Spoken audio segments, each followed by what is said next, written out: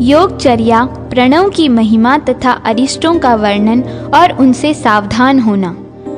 अलर्क बोले, भगवन, अब मैं योगी के आचार व्यवहार का यथार्थ वर्णन सुनना चाहता हूँ। वह किस प्रकार के ब्रह्म के मार्ग का अनुसरण करके कभी क्लेश में नहीं पड़ता। दत्तात्रेय जी ने कहा, राजन, ये जो मान और अपमान है, ये साधारण मनुष्यों को प्रसन्नता और उद्वेग देने वाले होते हैं। उन्हें मान से प्रसन्नता और अपमान से उद्वेग होता है, किंतु योगी उन दोनों को ही ठीक उल्टे अर्थ में ग्रहण करता है, अतः वे उसकी सिद्धि में सहायक होते हैं। योगी के लिए मान और अपमान को विष एवं अमृत के रूप में बताया गया है। इसमें अपमान तो अमृत है और मान भयंकर विष। योगी मार्ग को भली भांति देखकर पैर रखे, वस्त्र से छान कर जल पिए, सत्य वचन बोले और बुद्धि से विचार करके जो ठीक जान पड़े उसी का चिंतन करे। योग वेत्ता पुरुष आतिथ्य, श्राद्ध, यज्ञ, देव यात्रा तथा उत्सवों में न जाए। कार्य की सिद्धि के लिए किसी बड़े आदमी के यहाँ भी कभी न जाए। जब गृहस्थ के यहाँ रसोई घर में धुआं न निकलता हो, आग बुझ गई हो और घर के सब लोग खा पी चुके हों, उस समय योगी की भिक्षा के लिए जाए, परंतु प्रतिदिन एक ही घर पर न जाए। योग में प्रवृत्त रहने वाला पुरुष सत्पुरुषों के मार्ग को कलंकित न करते हुए प्रायः ऐसा व्यवहार करे जिससे लोग उसका सम्मान न करें, तिरस्कार ही करें। वह गृहस्थों के यहाँ से अथवा घूमते फिरते रहने वाले लोगों के घरों से भिक्षा ग्रहण करे। इनमें भी पहली अर्थात गृहस्थ के घर की भिक्षा ही सर्वश्रेष्ठ एवं मुख्य है। जो गृहस्थ विनीत, श्रद्धालु, जितेंद्रिय, श्रोत्रिय एवं उदार हृदय वाले हों, उन्हीं के यहाँ योगी को सदा भिक्षा के लिए जाना चाहिए। इनके बाद जो दुष्ट और पतित न हो, ऐसे अन्य लोगों के यहाँ भी वह भिक्षा के लिए जा सकता है, परंतु छोटे वर्ण के लोगों के यहाँ भिक्षा मांगना निकृष्ट वृत्ति मानी गई है। योगी के लिए भिक्षा प्राप्त अन्न जौ की लपसी, छाछ, दूध, जौ की खिचड़ी, फल, मूल, कंगनी, कर्ण, तिल का चूर्ण और सत्तू, ये आहार उत्तम और सिद्धिदायक हैं। अतः योगी इन्हें भक्ति पूर्वक एकाग्र चित्त से भोजन के काम में लें। पहले एक बार जल से आचमन करके मौन हो क्रमशः 5 ग्रासों की प्राण रूप अग्नि में आहुति दें। प्राणाय स्वाहा कहकर पहला ग्रास मुंह में डालें, यही प्रथम आहुति मानी गई है। इसी प्रकार अपानाय स्वाहा से दूसरी, समानाय स्वाहा से तीसरी, उदानाय स्वाहा से चौथी और व्यानाय स्वाहा से 5वीं आहुति दें। फिर प्राणायाम के द्वारा इन्हें पृथक करके शेष अन्न इच्छा अनुसार भोजन करें। भोजन के अंत में फिर एक बार आचमन करें। तत्पश्चात हाथ मुंह धोकर हृदय का स्पर्श करें। चोरी न करना, ब्रह्मचर्य का पालन, त्याग, लोभ का अभाव और अहिंसा, ये भिक्षुओं के 5 व्रत हैं। क्रोध का अभाव, गुरु की सेवा, पवित्रता, हल्का भोजन और प्रतिदिन स्वाध्याय, ये 5 उनके नियम बताए गए हैं। जो योगी यह जानने योग्य है वह जानने योग्य है। इस प्रकार भिन्न भिन्न विषयों की जानकारी के लिए लालायित सा होकर इधर उधर विचरता है, वह हजारों कल्पों में भी ज्ञातव्य वस्तु को नहीं पा सकता। आसक्ति का त्याग करके क्रोध को जीत कर स्वल्पाहारी और जितेंद्रिय हो, बुद्धि से इंद्रियों द्वारा रोक कर मन को ध्यान में लगाए। योग मुक्त रहने वाला योगी सदा एकांत स्थानों में, गुफाओं और वनों में भली भांति ध्यान करे। वाग दंड, कर्म दंड और मनोदंड, ये 3 दंड जिसके अधीन हो वही महायति त्रिदंडी है। राजन, जिसकी दृष्टि में सत असत तथा गुण अवगुण रूप यह समस्त जगत आत्म स्वरूप हो गया है, उसी योगी के लिए कौन प्रिय है और कौन अप्रिय। जिसकी बुद्धि शुद्ध है, जो मिट्टी के ढेले और सुवर्ण को समान समझता है, सब प्राणियों के प्रति जिसका समान भाव है, वह एकाग्रचित योगी उस सनातन अविनाशी परम पद को प्राप्त होकर फिर इस संसार में जन्म नहीं लेता।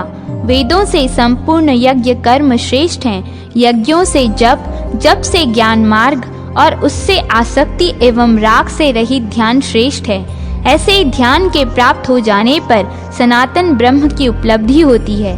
जो एकाग्रचित्त ब्रह्मपरायण, प्रमादर रहित, पवित्र, एकांत प्रेमी और जितेंद्रिय होता है, वही महात्मा इस योग को पाता है और फिर अपने उस योग से ही वह मोक्ष प्राप्त कर लेता है। दत्तात्रेय जी कहते हैं, जो योगी इस प्रकार भली भांति योगचर्या में स्थित होते हैं, उन्हें सैकड़ों जन्मों में भी अपने पथ से विचलित नहीं किया जा सकता।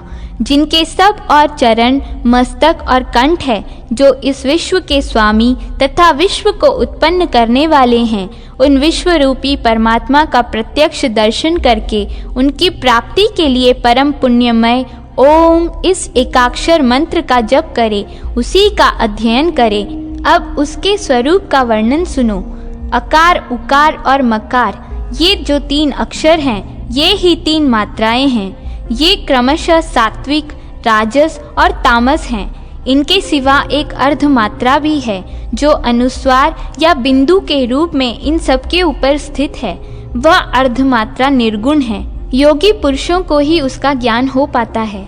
उसका उच्चारण गांधार स्वर से होता है, इसलिए उसे गांधारी भी कहते हैं। उसका स्पर्श चींटी की गति के समान होता है। प्रयोग करने पर वह मस्तक स्थान में दृष्टिगोचर होती है। जैसे ओमकार उच्चारण किया जाने पर मस्तक के प्रति गमन करता है, उसी प्रकार ओमकारमय योगी अक्षर ब्रह्म में मिलकर अक्षर रूप हो जाता है। प्रणव धनुष है, आत्मा बाण है और ब्रह्म वेधने योग्य उत्तम लक्ष्य है। उस लक्ष्य को सावधानी के साथ वेधना चाहिए और बाण की ही भांति लक्ष्य में प्रवेश करके तन्मय हो जाना चाहिए। यह ओमकार ही तीनों वेद, तीनों लोक, तीनों अग्नि, ब्रह्मा, विष्णु तथा महादेव एवं ऋक्, साम और यजुर्वेद हैं। इस ओमकार में वस्तुतः 3.5 मात्राएं जाननी चाहिए। उनके चिंतन में लगा हुआ योगी उन्हीं में लय को प्राप्त करता है। अकार भूरलोक, उकार भुवरलोक और व्यंजन रूप मकार स्वरलोक कहलाता है। पहली मात्रा व्यक्त, दूसरी अव्यक्त, तीसरी चीछक्ति तथा चौथी अर्ध मात्रा परम पद कहलाती है। इसी क्रम से इन मात्राओं को योग की भूमि समझना चाहिए। ओमकार के उच्चारण से संपूर्ण सत और असत का ग्रहण हो जाता है। पहली मात्रा ह्रस्व, दूसरी दीर्घ और तीसरी प्लुत है, किंतु अर्ध मात्रा वाणी का विषय नहीं है। इस प्रकार यह ओमकार नामक अक्षर परब्रह्म स्वरूप है। जो मनुष्य इसे भली भांति जानता अथवा इसका ध्यान करता है, वह संसार चक्र का त्याग करके त्रिविध बंधनों से मुक्त हो परब्रह्म परमात्मा में लीन हो जाता है। जिसका कर्म बंधन क्षीण नहीं हुआ है, वह अरिष्ट से अपनी मृत्यु जानकर प्राण त्याग के समय भी योग का चिंतन करे। इससे वह दूसरे जन्म में पुनः योगी होता है। इसलिए जिसका योग सिद्ध नहीं हुआ है, वह तथा जिसका योग सिद्ध हो चुका है, वह भी सदा मृत्यु सूचक अरिष्टों को जाने, जिससे मृत्यु के समय उसे कष्ट न उठाना पड़े। महाराज, अब अरिष्टों का वर्णन सुनो। मैं उन अरिष्टों को बतलाता हूँ जिनके देखने से योग वेत्ता पुरुष अपनी मृत्यु को जान लेता है। जो मनुष्य देवमार्ग, ध्रुव, शुक्र, चंद्रमा की छाया और अरुंधति को नहीं देख पाता, वह 1 वर्ष के बाद जीवित नहीं रहता। जो सूर्य के मंडल को किरणों से रहित और अग्नि को किरण मालाओं से मंडित देखता है, वह मनुष्य 11 महीने से अधिक नहीं जी सकता। जो स्वप्न में वमन, मूत्र और विष्ठा के भीतर सोने और चांदी का प्रत्यक्ष दर्शन करता है, उसकी आयु 10 महीने तक की ही है। जो प्रेत, पिशाच आदि गंधर्व नगर तथा सुवर्ण के वृक्ष देखने लगता है, वह 9 महीनों तक जीवित रहता है। जो अकस्मात स्थूल शरीर से दुर्बल शरीर का हो जाता है या दुर्बल से स्थूल हो जाता है तथा जिसकी प्रकृति सहसा बदल जाती है, उसका जीवन 8 महीने तक ही रहता है। धूल या कीचड़ में पैर रखने पर जिसकी एड़ी या पदाग्र भाग का चिन्ह खंडित दिखाई दे, वह 7 मास तक जीवित रहता है। यदि गिद्ध, कबूतर, उल्लू, कौआ, मांसखोर पक्षी या नीले रंग का पक्षी मस्तक पर बैठ जाए, तो वह 6 मास आयु शेष रहने की सूचना देता है। यदि कौवे आकर चोंच मारे या धूल की वर्षा से आहत होना पड़े तथा अपनी छाया और तरह की दिखाई दे, तो वह 4-5 महीने ही जीवित रहता है। यदि बिना बादल के ही दक्षिण दिशा के आकाश में बिजली चमकती दिखाई दे और रात में इंद्रधनुष का दर्शन हो, तो उस मनुष्य का जीवन 2-3 महीने का ही है। जो घी, तेल, दर्पण अथवा जल में अपनी परछाई न देख सके अथवा देखे भी तो बेसिर की ही परछाई दिखाई दे, तो वह 1 महीने से अधिक नहीं जी सकता। राजन, जिस योगी के शरीर से बकरे अथवा मुर्दे की सी दुर्गंध आती हो, उसका जीवन 15 दिनों का ही समझना चाहिए। स्नान करते ही जिसकी छाती और पैर सूख जाए तथा जल पीने पर भी कंठ सूखने लगे, वह केवल 10 दिन तक ही जीवित रह सकता है। जिसके भीतर की वायु पृथक होकर मर्म स्थानों को छेदती सी जान पड़े तथा जल के स्पर्श से भी जिसके शरीर में रोमांच न हो, उसकी मृत्यु पास खड़ी है। जो स्वप्न में भालू और वानर की सवारी पर बैठकर गीत गाता हुआ दक्षिण दिशा में जाए, उसकी मृत्यु समय की प्रतीक्षा नहीं करती। स्वप्न में ही लाल और काले कपड़े पहने हुए कोई स्त्री हंसती गाती हुई जिसे दक्षिण दिशा की ओर ले जाए, वह भी जीवित नहीं रहता। यदि स्वप्न में नंगा एवं मूढ़ मुड़ाया हुआ कोई महाबली मनुष्य हंसता और उछलता कूदता दिखाई दे, तो समझना चाहिए कि मौत आ गई। जो स्वप्नावस्था में अपने पैर से लेकर चोटी तक के कीचड़ के समुद्र में डूबा देखता है, वह मनुष्य तत्काल मृत्यु को प्राप्त होता है। जो स्वप्न में केश, अंगारे, भस्म, सर्प और बिना पानी की नदी देखता है, उसकी 10वें से लेकर 11वें दिन तक मृत्यु हो जाती है। स्वप्न में विकराल, भयंकर और काले रंग के पुरुष हाथों में हथियार लिए जिसको पत्थरों से मारते हैं, उसकी तत्काल मृत्यु हो जाती है। सूर्योदय के समय जिसके सम्मुख और बाएं दाएं गीदड़ी रोती हुई जाए, उसकी तत्काल मृत्यु निश्चित है। भोजन कर लेने पर भी जिसके हृदय में भूख का कष्ट होता हो तथा जो दांतों से दांत घिसता रहे, उसकी आयु भी निश्चित ही समाप्त हो चुकी है। जिसको दीपक की गंध का अनुभव न होता हो, जो रात और दिन में भी डरता हो तथा दूसरे के नेत्र में अपनी परछाई न देखता हो, वह जीवित नहीं रहता। जो आधी रात के समय इंद्रधनुष और दिन में तारों को देख ले, वह आत्मवेत्ता पुरुष अपनी आयु क्षीण हुई समझे। जिसकी नाक टेढ़ी और कान ऊंचे नीचे हो जाते हैं तथा जिसके बाएं नेत्र से सदा पानी गिरता रहता है, उसकी आयु समाप्त हो चुकी है। यदि मुंह सब ओर से लाल और जीभ काली पड़ जाए, तो बुद्धिमान पुरुष को अपनी मृत्यु निकट समझनी चाहिए। जो स्वप्न में ऊंट या गधे पर बैठकर दक्षिण दिशा की ओर जाए, उसकी तत्काल मृत्यु होने वाली है, ऐसा जानना चाहिए। जो अपने दोनों कान बंद कर लेने पर अपनी ही आवाज न सुने तथा जिसके नेत्रों की ज्योति नष्ट हो जाए, वह भी जीवित नहीं रह सकता। जो स्वप्न में किसी गड्ढे के भीतर गिरे और उससे निकलने के द्वार बंद हो जाएं, तब फिर वह उस गड्ढे से न निकल सके, तो वहीं तक उसका जीवन समझना चाहिए। जिसकी दृष्टि ऊपर की ओर उठे किंतु वहां ठहर न सके, बार बार लाल होकर घूमती रहे, मुंह गर्म हो और नाभि शीतल हो जाए, तो ये लक्षण मनुष्य के शरीर परिवर्तन की सूचना देते हैं। जो स्वप्न में अग्नि या जल के भीतर प्रवेश करके फिर न निकले, उसके जीवन का वही अंत है। जिसको दुष्ट जीव रात में और दिन में भी मारे, वह 7 रात के भीतर निश्चय ही मृत्यु को प्राप्त हो जाता है। जो अपने निर्मल श्वेत वस्त्र को भी लाल या काले रंग का देखे, उसकी भी मृत्यु निकट समझनी चाहिए। स्वभाव का विपरीत होना और प्रकृति का बिल्कुल बदल जाना भी मृत्यु के निकट होने की सूचना देते हैं। जिसका काल निकट आ गया है, वह मनुष्य जिनके सामने सदा विनीत रहता है, जो लोग उसके परम पूजनीय थे, उन्हीं की अवहेलना और निंदा करता है। वह देवताओं की पूजा नहीं करता, बड़े बूढ़ों, गुरुजनों तथा ब्राह्मणों की निंदा करता है, माता पिता तथा दामाद का सत्कार नहीं करता।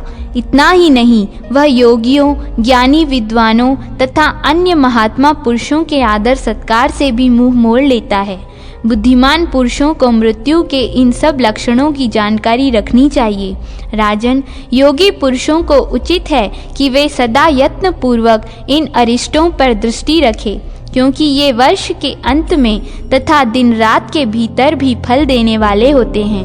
राजन, इनके विशद फलों को भली भांति देखना चाहिए और मन ही मन विचार करके उस समय के अनुसार कार्य करना चाहिए। मृत्यु काल को जान लेने पर योगी किसी निर्भय स्थान में बैठकर योगाभ्यास में प्रवृत्त हो जाए, जिससे उसका वह समय निष्फल न जाने पाए। अरिष्ट देखकर योगी मृत्यु का भय छोड़ दे और उसके स्वभाव का विचार करके जितने समय में वह आने वाली हो उतने समय के प्रत्येक भाग में योगी योग साधना में लगा रहे। दिन के पूर्वाह, मध्याह अथवा अपराह में अथवा रात्रि के जिस भाग में अरिष्ट का दर्शन हो, तभी से लेकर जब तक मृत्यु न आए तब तक योग में लगा रहे। तदनंतर सारा भय छोड़कर जीवात्मा पुरुष उस काल पर विजय प्राप्त करके उसी स्थान पर या और कहीं जहाँ भी अपना मन चित्त स्थिर हो सके योग में संलग्न हो जाए और तीनों गुणों को जीतकर परमात्मा में तन्मय हो चित्त वृत्ति का भी त्याग कर दे। यूं करने से वह उस इंद्रियातीत परम निर्माण स्वरूप को, ब्रह्म को प्राप्त होता है, जो न तो बुद्धि का विषय है और न वाणी ही जिसका वर्णन कर सकती है। अलर्क, इन सब बातों का मैंने तुमसे यथार्थ वर्णन किया है। अब तुम जिस प्रकार ब्रह्म को प्राप्त हो सकोगे वह संक्षेप में सुनो। जैसे चंद्रमा का संयोग पाकर ही चंद्रकांत मणि जल की सृष्टि करती है, उनका संयोग पाए बिना नहीं, यही उपमा योगी के लिए भी है। योगी भी योग युक्त होकर ही सिद्धि लाभ कर सकता है, अन्यथा नहीं। जैसे सूर्य की किरणों का संयोग पाकर ही सूर्यकांत मणि आग पैदा करती है, अकेली रहकर नहीं, यही उपमा योगी के लिए भी है। उसे योग का आश्रय कभी नहीं छोड़ना चाहिए। जैसे चींटी, चूहा, नेवला, छिपकली और गौरैया ये सब घर में गृह स्वामी की ही भांति रहते हैं और घर गिर जाने पर अन्यत्र चल देते हैं, किंतु घर के गिरने का दुख केवल स्वामी को ही होता है। उन सबों को उसके लिए कुछ भी कष्ट नहीं होता। योग की सिद्धि के लिए भी यही उपमा है, अर्थात योगी को अपने ग्रह, वैभव और शरीर आदि के प्रति तनिक भी ममता नहीं रखनी चाहिए। हरिण के बच्चे के मस्तक पर जब सींग उगने लगता है तब पहले उसका अग्रभाग तिल के समान दिखाई देता है, फिर उस हरिण के साथ ही साथ बढ़ता है। इस दृष्टांत पर विचार करने से योगी सिद्धि को प्राप्त होता है, अर्थात उसे भी धीरे धीरे अपनी योग साधना बढ़ानी चाहिए। जैसे मनुष्य रोग से पीड़ित होने पर भी अपनी इंद्रियों से काम लेता ही है, उसी प्रकार योगी बुद्धि आदि परकीय साधनों से, जो आत्मा से सर्वथा भिन्न है, परम पुरुषार्थ का साधन करे।